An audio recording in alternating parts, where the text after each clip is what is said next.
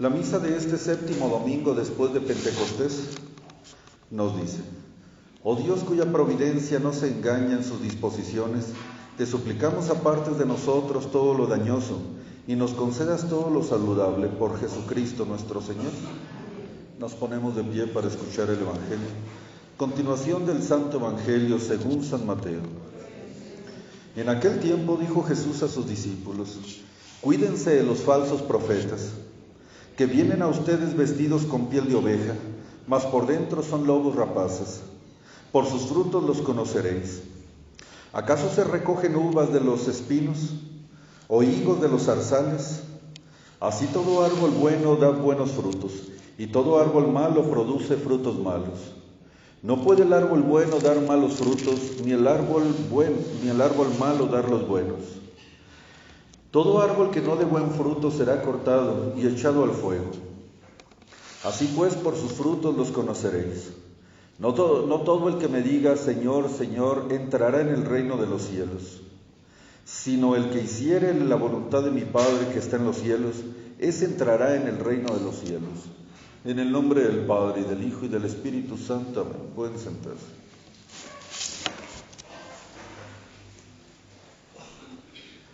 Los judíos, en alas de sus pasiones, habían tergiversado y malogrado la doctrina primitiva dada a nuestros primeros padres. Se habían inventado más leyes humanas que divinas y habían olvidado la parte divina de la ley, poniendo solamente prescripciones humanas difíciles de llevar, que imponían cargas terribles sobre los hombros de quienes los seguían. Sin embargo, ellos, sabiendo que era imposible seguir tales prescripciones, ellos mismos no las llevaban. Hacían consistir toda la ley y los profetas en obras externas, pero sin fe, sin sentido, sin la sustancia, sin la razón por la cual la ley fue escrita y dada a los seres humanos. De tal suerte que sus obras exteriores eran obras muertas. Se cuidaban más en la cáscara que en el fruto. Habían tergiversado completamente la ley. Vino nuestro Señor Jesucristo y restaura todo. Se les dijo a los antiguos, dijo Él, no matarás, pero yo les digo más. Todo aquel que se encolerice con su hermano es reo de juicio. Amad a vuestros enemigos. Orad por los que os persiguen. Y sobre todo, en la Carta Magna, en la Constitución doctrinal de la Iglesia, en la Carta Moral de la Iglesia dada en el Sermón de la Montaña, nuestro Señor Jesucristo nos da las prescripciones de la nueva ley, las cuales, siguiéndola nosotros paso a paso, nos elevaríamos de la materia a alturas insospechadas de santidad, participando de la gracia de la misma naturaleza divina. Nuestro Señor dijo el tremendo sermón de la montaña y lo termina el sermón con el evangelio que acaban de ustedes escuchar, queridos fieles. La doctrina estaba restaurada. Los apóstoles, que eran su auditorio principal, después estaban los discípulos, después los fieles que venían de todas partes a escucharlo. La doctrina estaba enseñada, la doctrina antigua restaurada y mejorada. Ahora nuestro Señor mandaría a sus apóstoles a predicar la doctrina con su mismo poder y autoridad. La doctrina, la cual si se conserva incólume, salvaría las almas y las llevaría por el camino de la verdad. Pero esta doctrina tiene una necesidad de ser entendida y atendida de una manera perfecta. Esta doctrina tiene una condición, que para salvar a las personas la tienen que guardar del 0 al 100%. No el 99%, no el 98%. Cualquiera que quiera ser salvo deberá de conservar la doctrina católica, apostólica y romana dada por nuestro Señor Jesucristo en toda su pureza y en toda su integridad. No podemos ser 99% católicos, no podemos creer un 99% de la doctrina y solamente un 1% negarla. Porque aquella persona que negara algún dogma católico, alguna fe católica, inmediatamente quedaría fuera de la iglesia y por lo tanto fuera de la salvación, porque fuera de la iglesia no hay salvación. Pero ¿cómo han de creer las gentes si no hay quien les predique? ¿Y cómo se les predicará si no hay predicadores enviados? Porque en todo el orbe de la tierra se ha de escuchar la voz de Dios.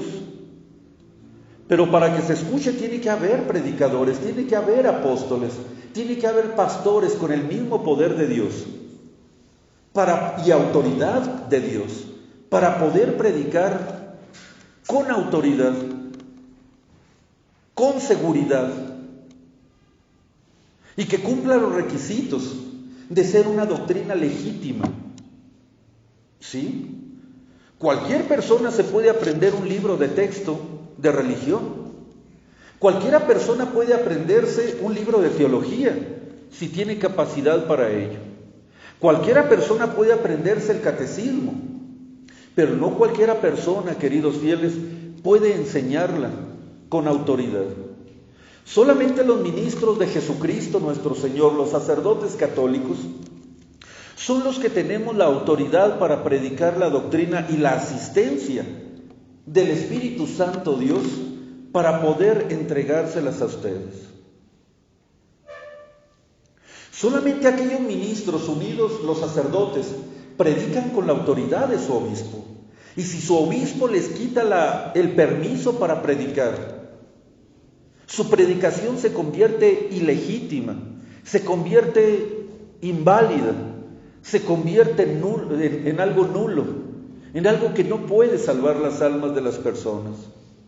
Porque para predicar la doctrina de Cristo se requiere legitimidad. Y esta legitimidad, en el caso de los presbíteros y diáconos, se les da por medio de su obispo. ¿Y los obispos cómo adquieren esta legitimidad? La adquieren por medio de su unión con el Papa, con un verdadero Papa, por supuesto. De tal suerte que nosotros los obispos predicamos bajo la autoridad y con la autoridad de Pedro. Ahorita la sede está vacante, es verdad, pero seguimos nosotros en el corazón y en la intención y en la efectividad unidos a la silla de San Pedro. De hecho, nuestra posición, la cual nosotros confesamos y creemos en la actualidad que la sede está vacante, no es otra cosa más que fidelidad precisamente a la sede de Pedro.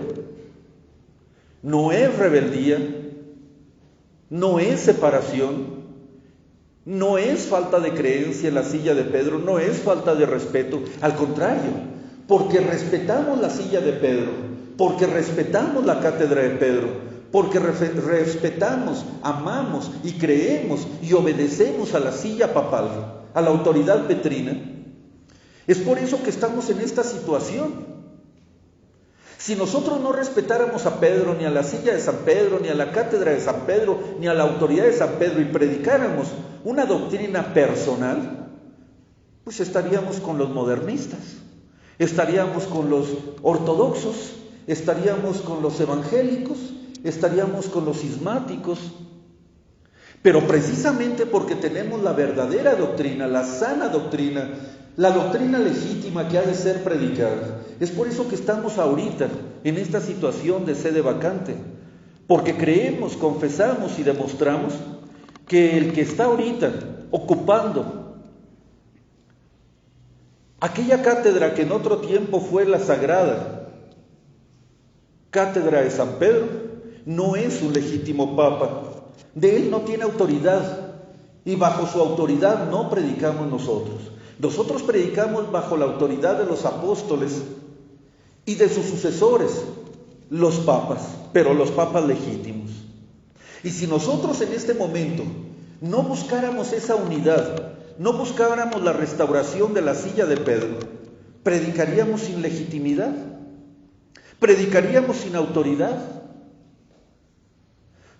Porque no solamente se nos da esta autoridad con la consagración episcopal,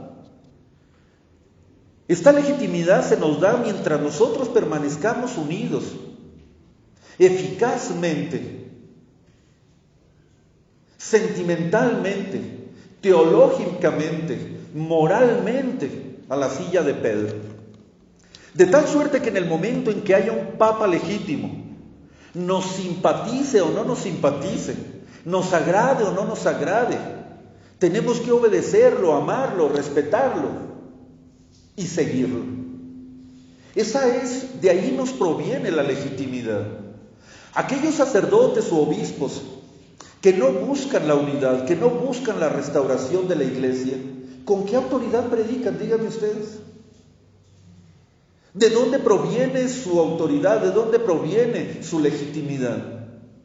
Si son iglesias separadas, si son iglesias independientes, si son iglesias regionales. La iglesia de Jesucristo no es una iglesia regional, no es una iglesia separada, no es el conjunto de varias iglesitas juntadas en una sola como los ortodoxos. La iglesia de Jesucristo es una y única, una sola fe, una sola moral, unos solos sacramentos, una sola autoridad. Aquellos sacerdotes o obispos que no buscan eficazmente, y enfatizo eficazmente, la unidad y la restauración de la silla de Pedro, la pregunta es: ¿con qué autoridad predican? ¿Con autoridad propia? ¿Quién soy yo, queridos fieles? ¿Quién soy yo? ¿O de dónde tomo yo una autoridad para hablarles a ustedes de cosas tan altas, de cosas tan santas, de cosas tan elevadas como es la doctrina misma de Jesucristo, del Verbo encarnado? Si no recibo por unidad esa autoridad, entonces ¿de quién la recibo? ¿De mí mismo? Jesucristo lo sabía. Y por eso en el Evangelio de este domingo nos advierte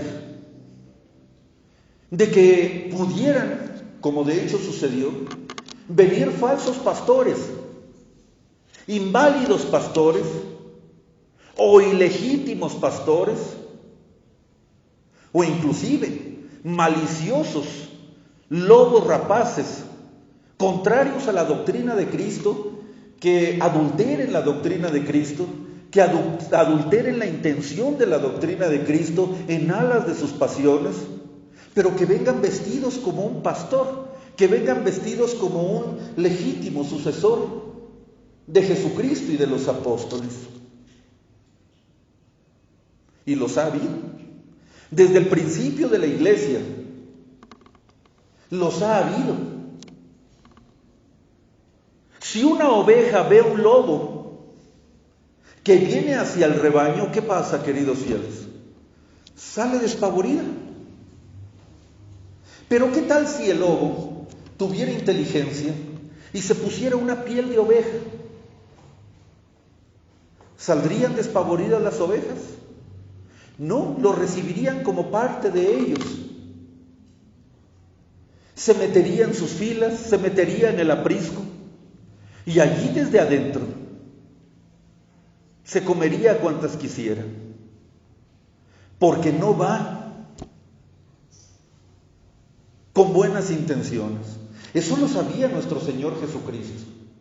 Sabía que eso sucedería. No habría problema, nuestro Señor ya había predicado la doctrina. Quien la guarde se conservará dentro de la unidad de su aprisco, dentro de la unidad de su iglesia.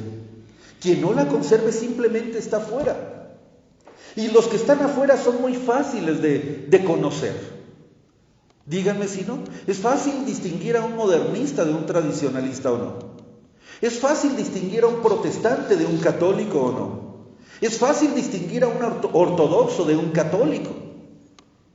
Es fácil distinguir al enemigo de fuera, al lobo de fuera, al que no está dentro del aprisco de nuestro Señor Jesucristo. El problema está dentro.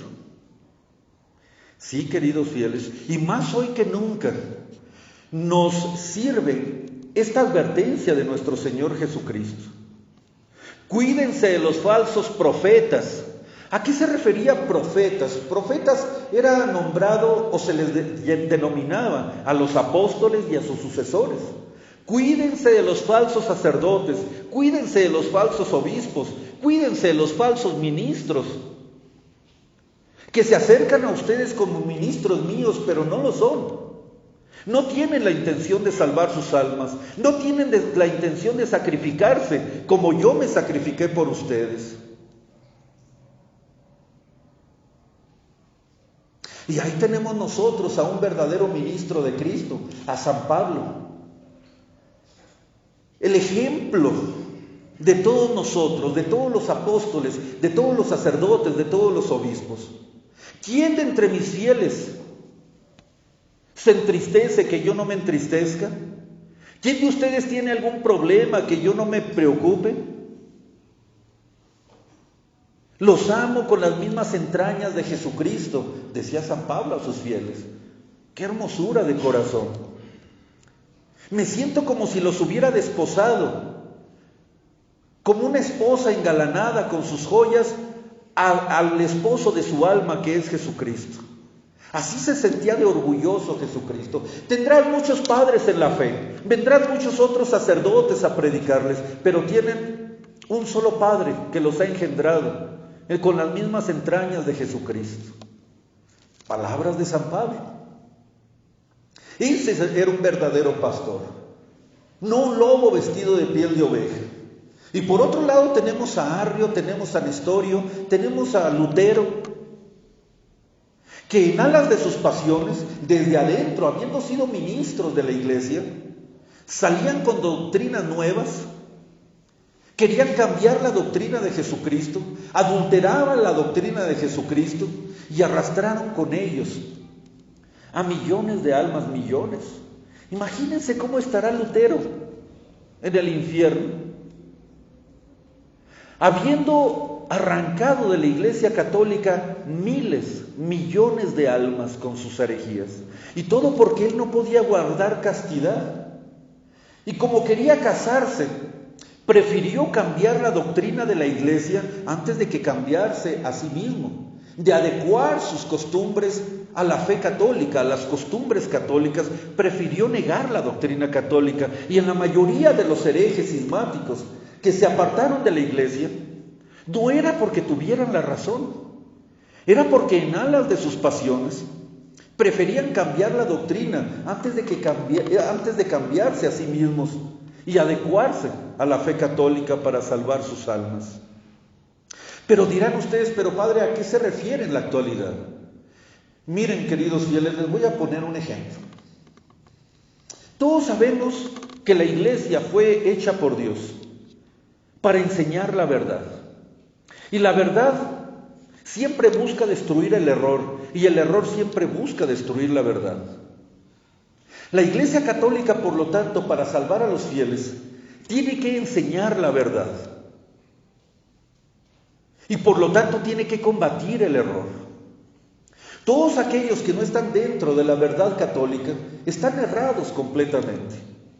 Y nuestro oficio de predicadores del Evangelio, de sacerdotes y ministros católicos, es ir por todo el mundo enseñando la verdad, sacando del error a las personas, cambiando sus malas costumbres por buenas, cambiando sus errores por verdades, encaminándolos hacia el buen camino que es el cielo. En todo el transcurso de la iglesia ha habido herejías, ha habido separaciones, ha habido errores que la iglesia tiene que combatir. Esos ministros del error, esas nuevas sectas, esas nuevas iglesias Son lobos que tratan de arrancar del aprisco de nuestro Señor las ovejas que son los fieles. Por eso la iglesia enseña con autoridad, y cualquiera que no esté dentro de su unidad simplemente no es un ministro legítimo, un predicador legítimo, y no se le puede tomar en cuenta, porque a todo predicador legítimo, a todo ministro de Cristo legítimo, se le debe de amar, atender, respetar, obedecer y tener en alta consideración por ser maestros enviados por Jesucristo para hacernos conocer la verdad. Pero cualquier ministro que no sea legítimo, que no esté dentro de la unidad de la fe católica, de la Iglesia católica, no se le debe de tener la misma consideración. Se tiene que dudar de su doctrina. Se tiene que poner en tela de juicio lo que ellos prediquen. A un ministro de la iglesia no, porque mientras predique la doctrina de Jesucristo es infalible, porque es maestro enviado por Jesucristo. Mientras esté unido a Pedro, mientras esté unido al magisterio eclesiástico, su magisterio es infalible. Mientras predique la doctrina católica, la cual es infalible. De tal suerte que el Papa, un Papa legítimo por supuesto, al enseñar la doctrina católica es infalible. Y los obispos esparcidos por el mundo personalmente son infalibles, no, a menos de que se adecúen al magisterio ordinario de la iglesia, a la doctrina de la iglesia. Entonces sí enseñan con autoridad e infalibilidad todo lo que la iglesia oficialmente ha enseñado durante todos los tiempos. Pero aquel que no esté unido a la Iglesia católica, aquel que no esté unido a esta unidad misma, esencial de la Iglesia católica, no se le tenga por un ministro legítimo, no se le tenga esa consideración que se les debe de tener a la Iglesia docente, que somos los obispos unidos a la silla de Pedro. Pero dirá ustedes, pero padre, ¿quiénes son sí y quiénes son no ministros legítimos de Jesucristo? ¿Cómo los podemos conocer? ¿Quiénes son los lobos rapaces? ¿Y cómo podemos conocer cuáles son los legítimos? Aquí viene el Evangelio. Por sus frutos los conoceréis. Primero, queridos fieles, cuando vean a uno que se diga sacerdote o que se diga obispo católico tradicional, tienen que atender a su doctrina. Si no sale con innovaciones o renovaciones o modificaciones de la doctrina, para ello tienen ustedes también que aprender. No podemos aprenderlo todo en un sermón de 30 minutos. No podemos aprenderlo todo domingo tras domingo, aunque se aprende bastante asistiendo a misa todos los domingos. No es suficiente. Tenemos que aprender nuestro catecismo y tenerlo al día. Tenemos que aprender la doctrina católica y, ¿por qué no, ir más allá? Nadie ama lo que no conoce. Y si no conocemos a Jesucristo y a su doctrina, ¿cómo lo amaremos? La fe entra por el oído. También digo que la fe entra por los ojos cuando leen un buen libro católico. Hay que enseñarnos la doctrina, para que cuando algún sacerdote o que se diga sacerdote u obispo nos diga la Virgen María fue virgen antes del parto, en el parto, pero no después del parto. ¿Qué harían, queridos fieles? Córranlo, deséchenlo. No es católico. La doctrina sincera y pura es que María Santísima fue virgen antes del parto, en el parto, y continuó siendo virgen después del parto. Y si alguien predica algo distinto, aun cuando fuera un ángel bajado del cielo, ténganlo por un demonio, ténganlo por un excomulgado, ténganlo por un hereje. Pero para saber nosotros distinguir, tenemos que aprender también. Tenemos que aprender.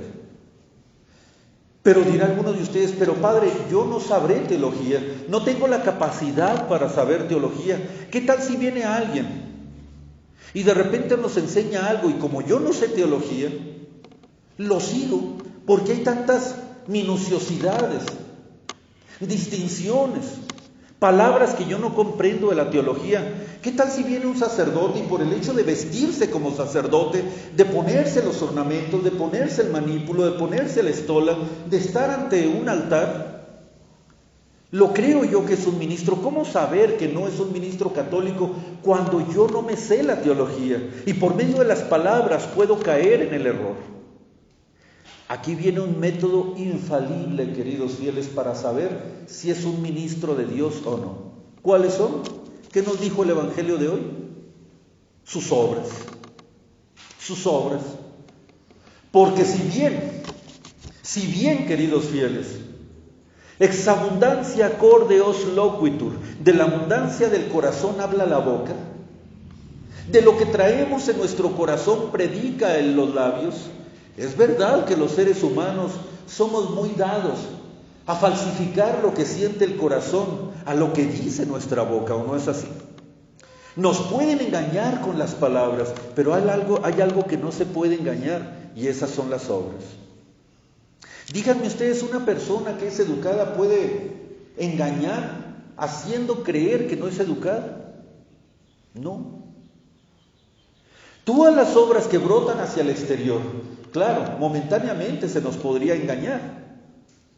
Pero lo que primero deben de ustedes observar en un ministro de Dios para saber si es legítimo o no, es en los frutos, no solamente en sus palabras. Si el ministro es un ministro correcto, ya no digo santo porque entonces me quemaría, pero por lo menos correcto en sus costumbres, sincero en su predicación, verdadero creyente y practicante de lo que él les predica a ustedes, entonces ese ministro será bendecido por Dios, será autorizado por Dios en su prédica. Porque un ministro que predique pero no obra lo que predica, es condenado por Dios, es maldecido por Dios. Entonces San Pablo, el ejemplo que les acabo de poner, decía: por eso yo castigo mi cuerpo y lo reduzco a servidumbre. Practico la penitencia, practico la oración, trabajo con mis propias manos, practico las virtudes que Dios nos encargó. No sea, dice San Pablo, que predicándole a los demás resulte ser yo condenado. Qué grande es San Pablo. Qué grande es San Pablo, que practicaba lo que él mismo predicaba. Y eso le daba autoridad y credibilidad a su doctrina. Porque él no predicaba con razonamientos humanos, sino que predicaba con la virtud del Espíritu Santo.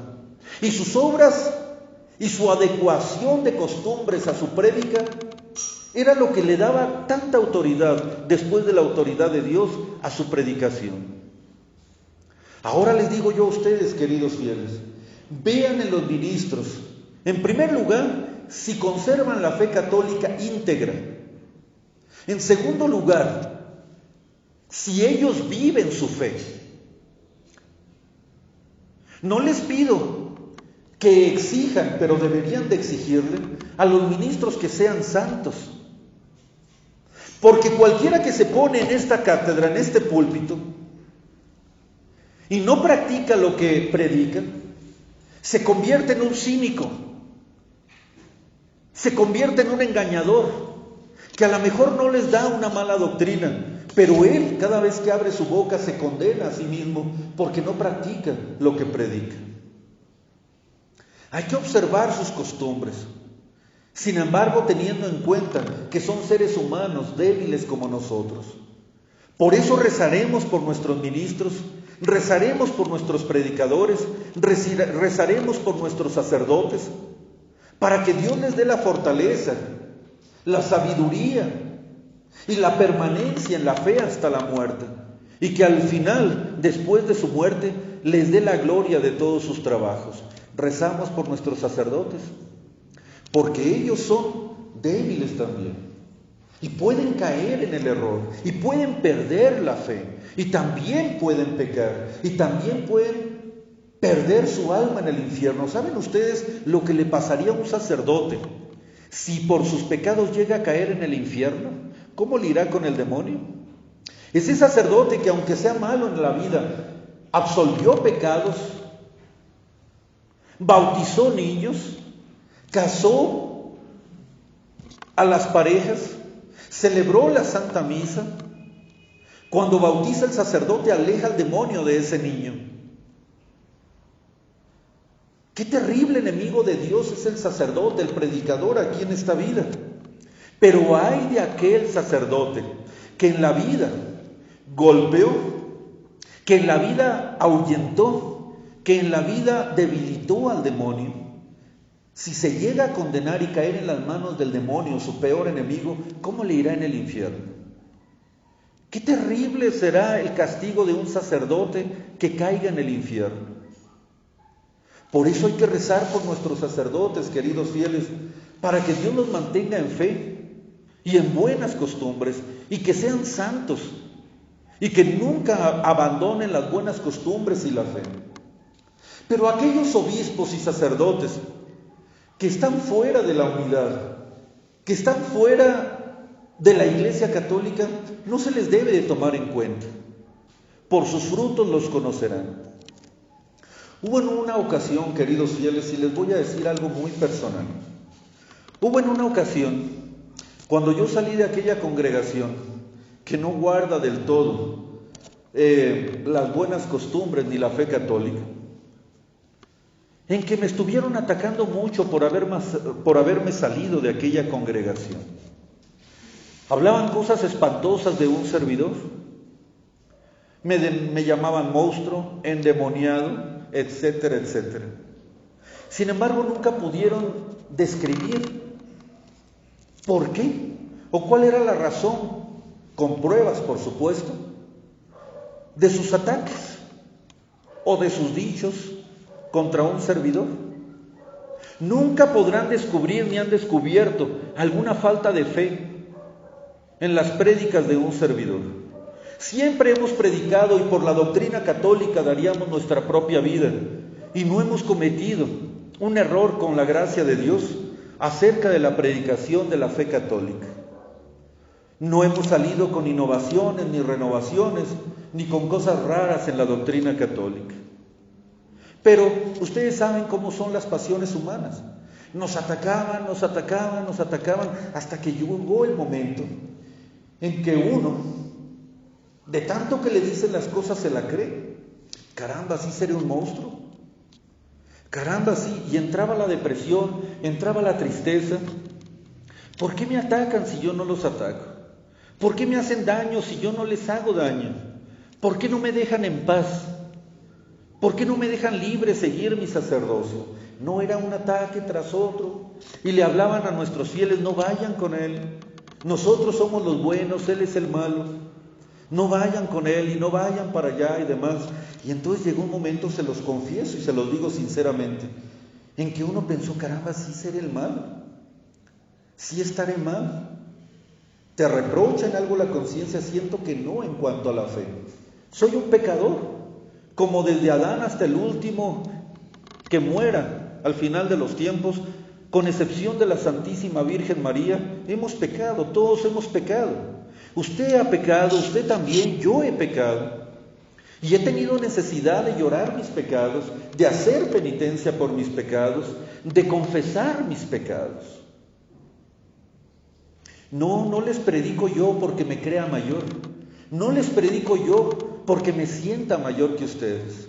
Al contrario, en mis fieles que son buenos, que son limpios, que son santos, a veces me avergüenza el ver que entre mis fieles hay gente más buena, más santa, más limpia, más practicante de la fe.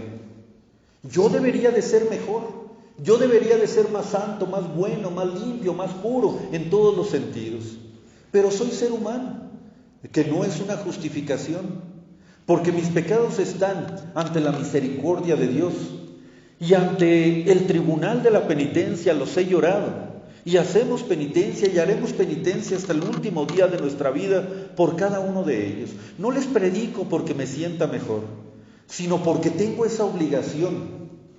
Y siento esa obligación, y me encanta esa obligación de salvar mi alma, ayudando a salvarla de ustedes como un ministro de Cristo. Pero me sentía terriblemente mal en aquellos días. A punto estuve de colgar la sotana, se los confieso, de dejar los hábitos, de decir, bueno, la congregación que me vio nacer como sacerdote me golpea, me desecha, me lastima, ya no tengo obligación alguna. Y entonces pensé, bueno, me retiraré. ¿Soy verdaderamente un monstruo? Cada vez que lo pensaba, Dios más nos bendecía. Empezamos con 20 fieles, celebrando casi solo la misa. Después de 20 fieles, de un momento a otro, ustedes conocen la historia de nuestra parroquia, se convirtieron en 50, después en 100, después en 200, y la Iglesia Católica, nuestra parroquia, está en franco florecimiento, y no lo digo en presunción, o porque nosotros hayamos tenido algo que ver en ello, al contrario, que si no fuera por nuestros pecados, tal vez esto ya hubiera trascendido el mundo. Pero cada vez que pensaba de una manera nefasta, de una manera separatista, Dios me mandaba algo para darme a entender que verdaderamente no estaba malo, porque Dios no le da alas a los alacranes. Y Dios no da su bendición a las malas congregaciones. Y Dios no hace que se rodee a una persona mala de personas buenas, de personas santas, de personas fieles, de personas que también siento que darían todo por la fe católica y por los ministros católicos. Cada vez que yo pensaba en salirme, Dios me mandaba nuevas obligaciones, nuevas responsabilidades. Y ahora nuestra parroquia en franco florecimiento, con seminaristas, con religiosas, con otros sacerdotes, con otras comunidades que ya dependen de esta parroquia. Esta parroquia se convirtió en madre al momento de tener otras capillas y parroquias que dependen de aquí, dependen de nuestros sacramentos, dependen de nuestra predicación, dependen de nuestra doctrina, que no es nuestra sino de Cristo. Sí, queridos fieles, como fieles ustedes, se convirtieron en una matriz que ha dado hijos, no solamente en México, sino también en otros países. Dios no bendice a un monstruo, Dios no bendice a una persona que está apartado de Él. Y eso es lo que a mí, utilizando precisamente esta misma doctrina del Evangelio de hoy, dije, no, soy sacerdote y católico y permanezco católico, y además si me salgo sería una cobardía. Debo de permanecer porque mi obligación, óiganlo, y hermosa obligación son ustedes. Así es que se les ha predicado la doctrina cuando estábamos enfermos de muerte y en la salud. Ustedes supieron de ese hecho. Se los hemos predicado cansados y les hemos predicado descansados. Les hemos predicado desvelados y les hemos predicado de la mejor salud y de la mejor manera. ¿O ha habido algún domingo que les haya faltado en misa desde que conocen a un servidor? Así cansado, así enfermo, no les ha faltado en los domingos y fiestas de guardar nunca, ni una sola misa. Siempre al pie, y esto se los digo, no para que lo tomen en consideración, para que me tengan en más de lo que soy, sino para que sientan y sepan que estos ministros de esta parroquia darían el todo por ustedes y para ustedes, porque su obligación la tienen bien ceñida, porque saben que con su obligación, con el cumplimiento de la sinceridad de su predicación y la adecuación de costumbres, es como van a alcanzar el cielo y hacérselos alcanzar a ustedes. Así es que, queridos fieles, rueguen por sus sacerdotes y por sus ministros, rueguen por sus obispos y rueguen porque aquellos otros que se creen o pretenden ser obispos de la Iglesia católica verdadera, pero que no lo son, o se vayan o se conviertan sinceramente. Tenemos muchos ejemplos.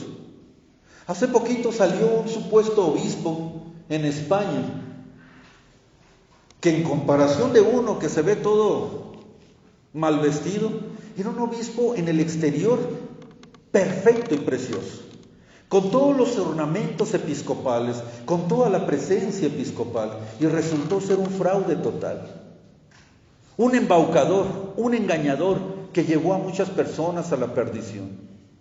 Tenemos aquí en México algunos obispos que se dicen tradicionalistas, pero que no buscan la unidad, que se la pasan denostando a los demás.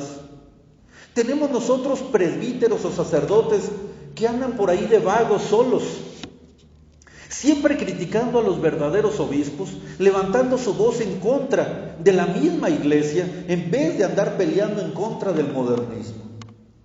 Tenemos gente que se dice fieles católicos, que tienen alguna página católica, que tienen algún blog católico y se dicen defensores, adalides de la doctrina católica y de la fe católica, y atínele contra quién pelean.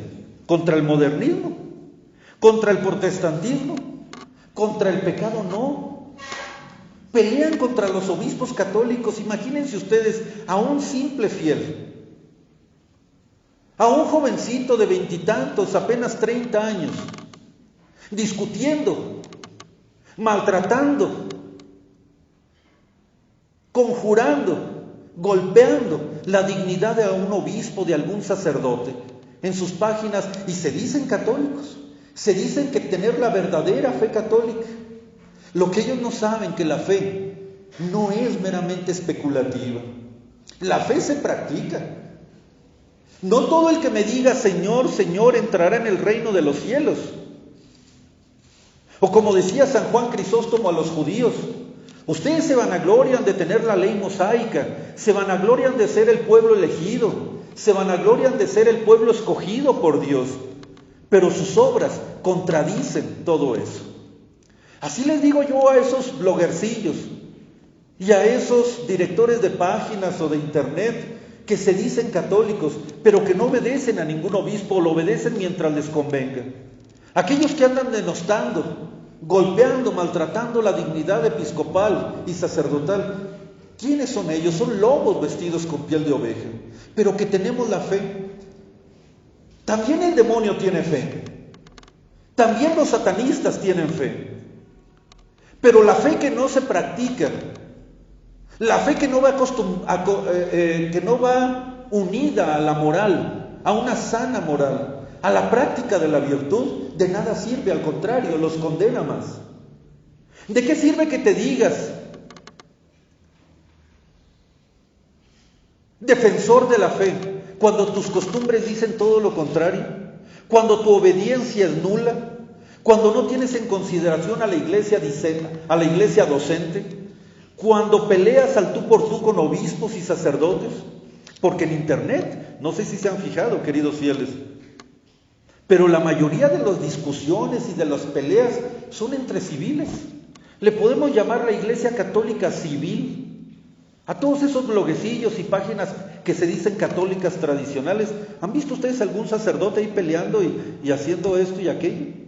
La mayoría son civiles, jovencitos que ni trabajan ni estudian, y solamente por haber leído 2, 3 cositas ya se creen que pueden discutir con un obispo, que pueden discutir con un sacerdote. Caramba, qué tremendo atrevimiento. Son lobos vestidos con piel de oveja. ¿Tendrán fe?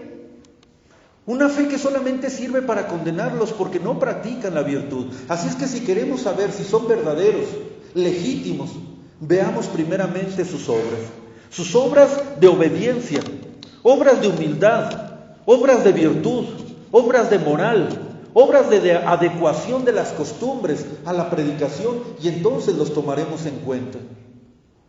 Mientras no suceda eso, son lobos vestidos con piel de oveja. Recen por sus sacerdotes, queridos fieles, para que ellos, conservando la fe hasta el último fin de su vida, arrastren con ellos a muchas almas al cielo. Porque si no rezamos por nuestros predicadores y sacerdotes, se van a ir al infierno. Y al infierno tampoco se irán solos, sino que arrastrarán a todos los que sigan en sus falsas doctrinas. En el nombre del Padre, y del Hijo, y del Espíritu Santo. Amén.